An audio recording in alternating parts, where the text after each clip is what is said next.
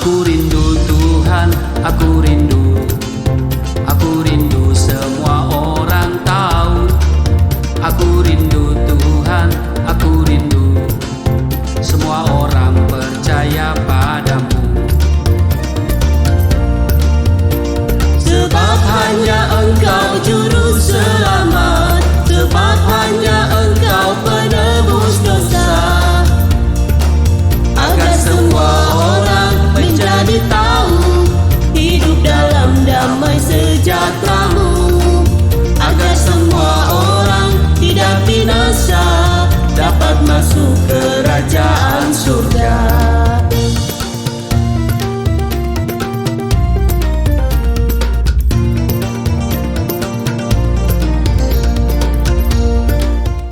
Shalom Bapak Ibu, sahabat Galilea yang diberkati oleh Tuhan Yesus. Jumpa lagi bersama saya, Pendeta Muhammad Rusli Monoarfa, bersama istri di akhir pekan ini. Dan saudara, mungkin saudara sedang mempersiapkan diri untuk kegiatan-kegiatan di akhir pekan. Seperti biasa, mari kita siapkan diri sebelum kita beraktivitas, sebelum kita berkegiatan, kita membaca, dengar, dan renungkan firman Tuhan. Mari kita berdoa. Bapa yang baik, Allah yang kami kenal, kami sembah di dalam nama Tuhan Yesus. Kami datang di hadapan-Mu, kami kuduskan nama-Mu, datanglah kerajaan-Mu, jadilah kehendak-Mu di bumi seperti di surga. Kami bersyukur karena Tuhan memberikan kesempatan bagi kami berada di akhir pekan ini. Dan Tuhan berikan kami kesempatan, umur panjang, juga sehat untuk kami mau berkegiatan di akhir pekan ini. Kiranya Tuhan menyertai kami, melindungi kami. Dan sebelum kami berkegiatan di akhir pekan ini, kami akan membaca, kami akan renungkan firman-Mu, mengurapi kami semua, membuka hati pikiran kami, supaya apa yang kami baca, kami dengar dari firman-Mu, apa yang kami renungkan itu termaterai dalam hati kami, dan menjadi rema dalam hidup kami. Urapi hamba-Mu yang tidak ada apa-apanya. Setiap kata kalimat yang keluar dari mulut hamba-Mu adalah kata kalimat penuh kuasa. Di dalam nama Tuhan Yesus, haleluya, amin. Bapak Ibu, sahabat Galilea yang diberkati oleh Tuhan Yesus, kita akan membaca dari Mazmur 37 pada ayat 25 sampai dengan 35. Silakan istri saya akan membacakan bagi kita semua. Mazmur pasal 37 ayat 25 sampai 35. Dahulu aku muda, sekarang telah menjadi tua, tetapi tidak pernah kulihat orang benar ditinggalkan atau anak cucunya meminta-minta roti. Tiap hari ia menaruh belas kasihan dan memberi pinjaman, dan anak cucunya menjadi berkat. Jauhilah yang jahat dan lakukanlah yang baik, maka engkau akan tetap tinggal untuk selama-lamanya. Sebab Tuhan mencintai hukum dan Ia tidak meninggalkan orang-orang yang dikasihinya. Sampai selama-lamanya mereka akan terpelihara, tetapi anak cucu orang-orang fasik akan dilenyapkan. Orang-orang benar akan mewarisi negeri dan tinggal di sana senantiasa. Mulut orang benar mengucapkan hikmat dan lidahnya mengatakan hukum. Taurat Allah ada di dalam hatinya, langkah-langkahnya tidak goyah. Orang fasik mengintai orang benar dan berikhtiar membunuhnya. 33, Tuhan tidak menyerahkan orang benar itu ke dalam tangannya. Ia tidak membiarkannya dinyatakan fasik pada waktu diadili. 34, nantikanlah Tuhan dan tetap ikutilah jalannya, maka Ia akan mengangkat engkau untuk mewarisi negeri, dan engkau akan melihat orang-orang fasik dilenyapkan. 35, aku melihat seorang fasik yang gagah sombong, yang tumbuh mekar seperti pohon aras Libanon.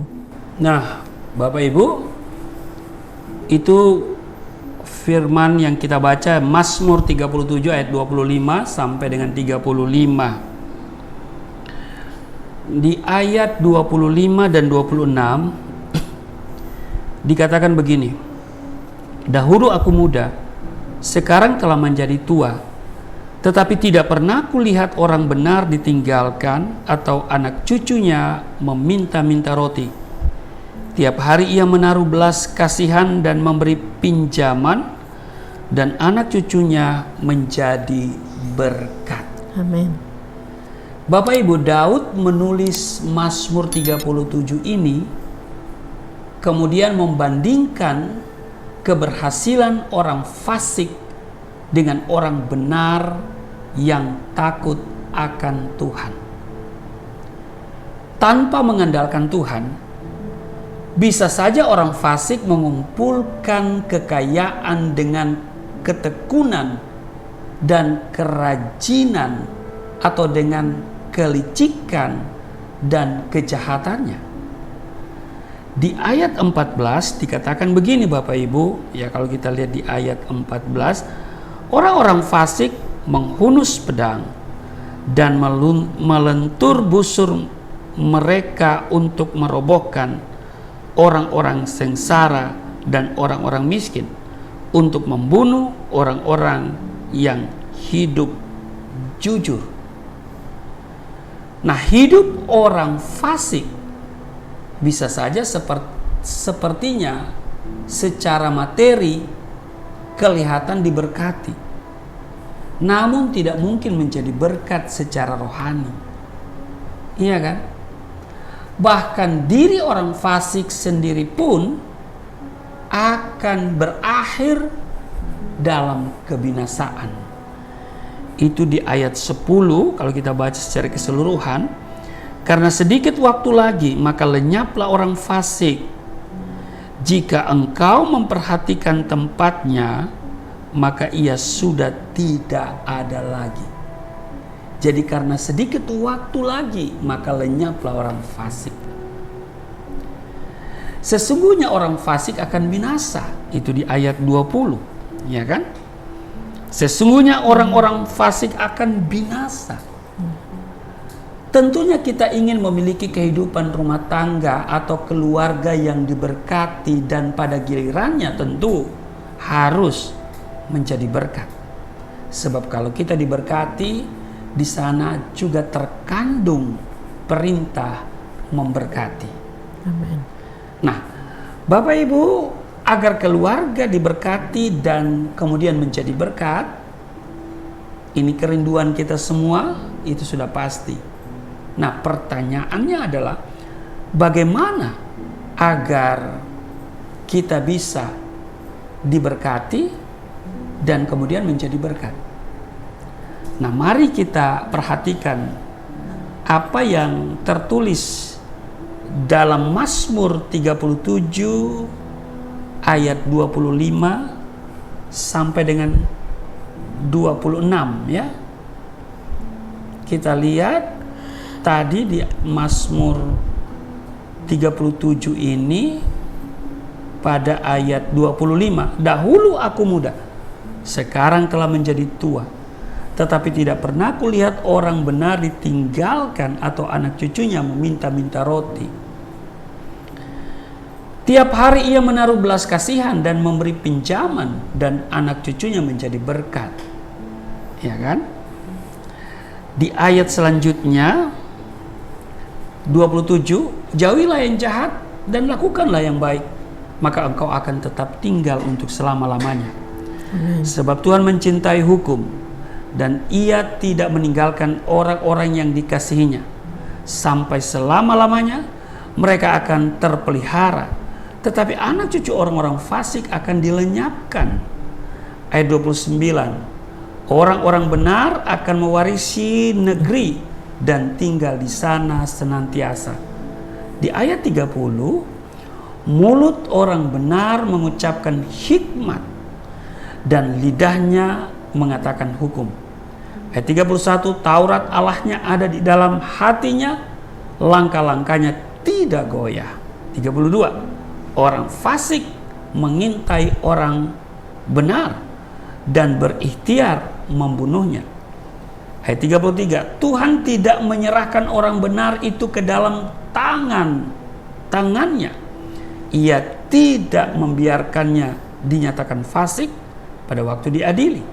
ayat 34, nantikanlah Tuhan dan tetap ikutilah jalannya, maka ia akan mengangkat engkau untuk mewarisi negeri, dan engkau akan melihat orang-orang fasik dilenyapkan. Ayat 35, aku melihat seorang fasik yang gagah, sombong, yang tumbuh mekar seperti pohon aras Libanon. Nah, jadi Bapak Ibu, pertama, supaya kita diberkati dan menjadi berkat, milikilah kehidupan yang benar. Dikatakan di ayat 20, tetapi tidak pernah kulihat orang benar ditinggalkan. Jadi kuncinya adalah memiliki kehidupan yang benar.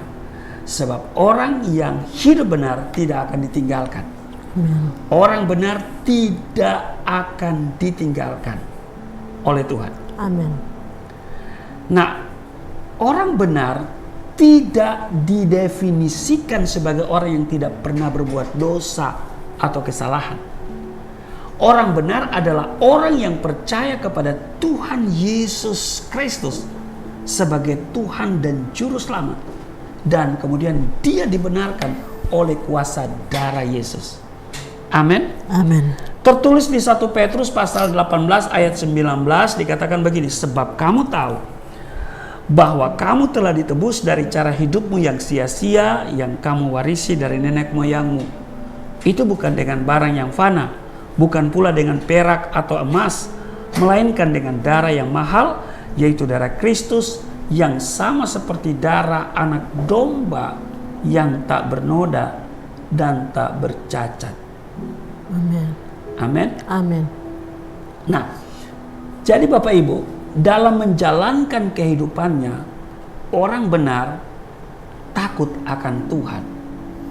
Amin. Di Mazmur 112 ayat 1, haleluya, berbahagialah orang yang takut akan Tuhan, yang sangat suka kepada segala perintahnya. Jadi keluarga yang menjalankan roda kehidupannya dengan benar pasti akan harmonis, diberkati, dan kemudian menjadi berkat bagi orang-orang yang ada di sekitarnya. Masing-masing anggota keluarga, baik itu suami, istri, dan anak-anak, tentu bertanggung jawab menjalankan perannya. Bukan karena takut kepada manusia, tetapi takut kepada Tuhan. Haleluya. Amin. Amin. Jadi takut akan Tuhan itu seperti apa? Takut akan Tuhan itu mencakup yang pertama kehidupan yang senantiasa mendekatkan diri kepada Tuhan. Yang kedua, takut akan Tuhan itu mencakup menjauhkan diri dan membenci dosa. Jadi takut akan Tuhan itu menjauhkan diri dari kejahatan dan membenci dosa. Yang ketiga, orang yang takut akan Tuhan itu melakukan kebenaran firman Tuhan dalam praktek kehidupan sehari-hari. Nah, karena itu Bapak Ibu, mari kita doakan suami kita, istri kita, atau anak-anak kita supaya senantiasa hidup takut akan Tuhan. Amin. Demikian juga, mari kita mulai dari diri kita secara pribadi, lepas pribadi. Senantiasa berusaha menjadi orang yang takut akan Tuhan dan rendah hati. Jadi, takut akan Tuhan itu mencakup 3 hal yang saya katakan tadi, yaitu kehidupan yang senantiasa merendahkan diri di hadapan Tuhan, kemudian menjauhkan diri dari segala yang jahat, dari segala bentuk dosa dan membenci dosa, dan melakukan kebenaran firman Tuhan dalam praktek hidupnya sehari-hari. Ya. Orang benar, ya, orang benar bukan orang yang tidak pernah berbuat salah, bukan orang yang tidak pernah melakukan dosa, tetapi orang yang menerima Yesus, membuka hatinya, menerima Yesus, mengakui segala kesalahannya, dan mau bertobat. Amin. Amin. Mau bertobat. Ya. Jadi kita harus memulai dari diri kita secara pribadi, ya. Dan kita selalu mau berusaha menjadi orang yang takut akan Tuhan, hidup dalam kebenaran. Sebab dikatakan begini, ganjaran kerendahan hati dan takut akan Tuhan adalah kekayaan, kehormatan, dan kehidupan. Itu Amsal pasal 22 ayat 4. Di Amsal 14 ayat 27 dikatakan, takut akan Tuhan adalah sumber kehidupan sehingga orang terhindar dari jerat maut. Nah, orang benar dijanjikan tidak akan ditinggalkan sampai anak cucunya meminta-minta. Tetapi sebaliknya dijadikan berkat. Ulang ya. Tetapi sebaliknya dijanjikan berkat di atas kepala orang benar. Amsal pasal 10 ayat 6, berkat ada di atas kepala orang benar, tetapi mulut orang fasik menyembunyikan kelaliman.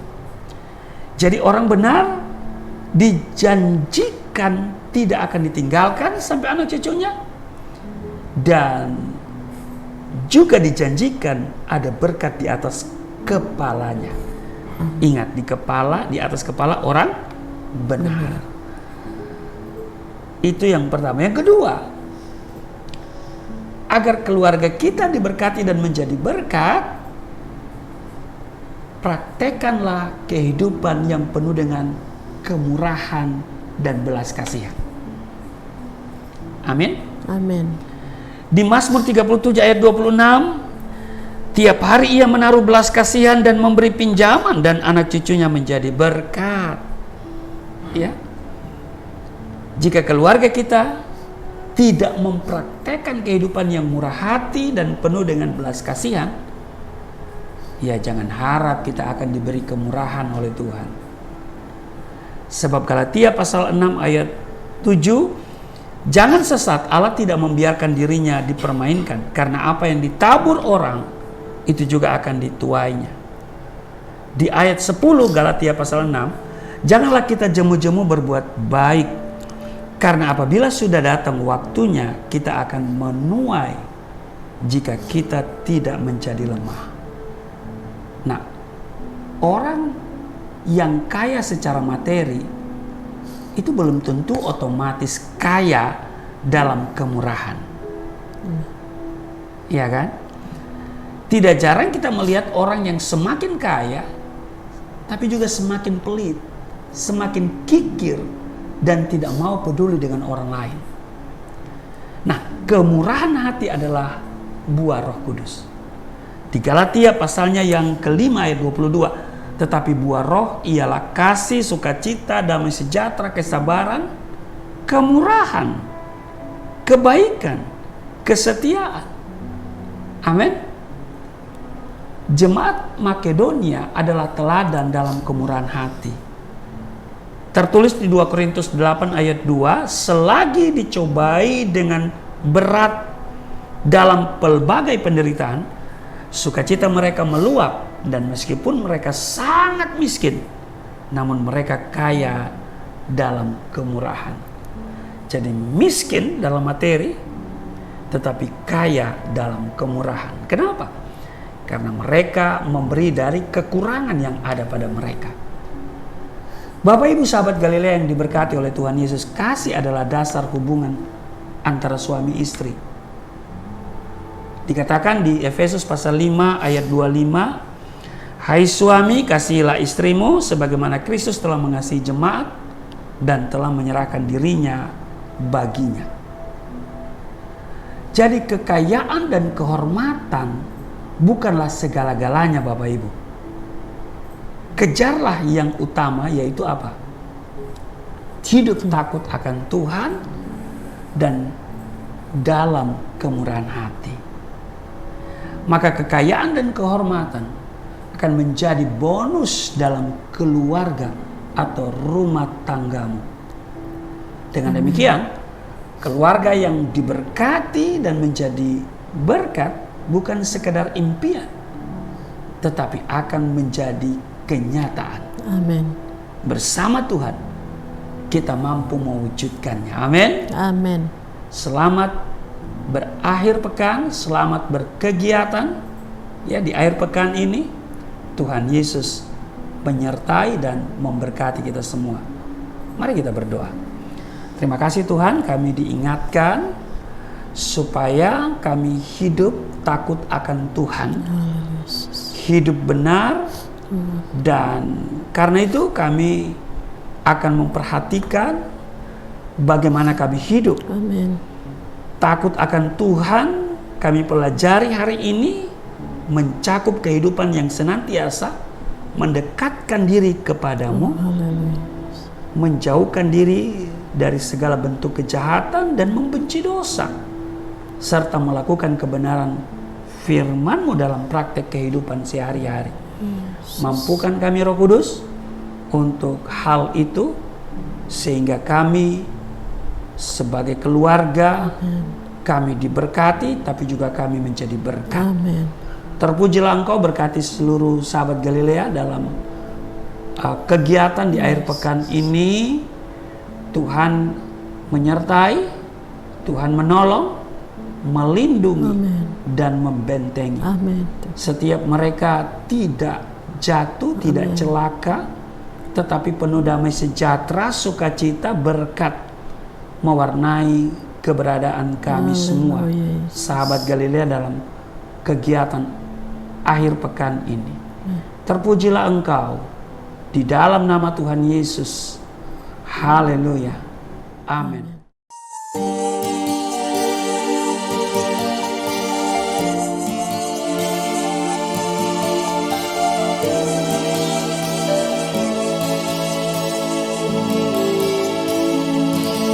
Bapa kami yang di surga, dimuliakanlah nama-Mu.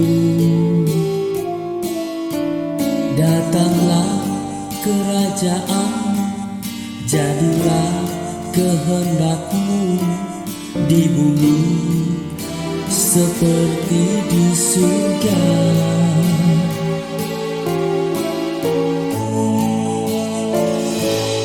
Berikanlah kepada